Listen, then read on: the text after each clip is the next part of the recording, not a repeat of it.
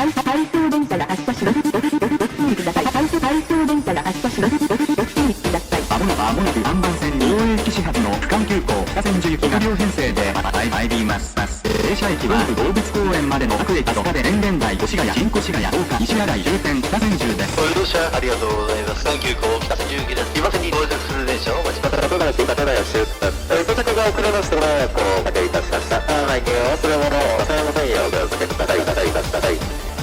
足利市大田方面伊勢崎駅5番線ホーム待ち合わせをいたしております。お乗り換えする次第のお待ちいたしました。北千住行き発車をいたします。ご乗車ありがとうございます。区間急行北千住行きです。Thank you for using the Tobu Selection Express Train bound for 北千住。オリンジ前です。立橋駅4分遅れで発車をいたします。ありがとうございます。Next station まもなく羽生秩父線ご利用のお客様お控えです。南羽生、加須、浜崎、まもなく鷲宮、あとです。東武動物公園です。次は東武動物公園です。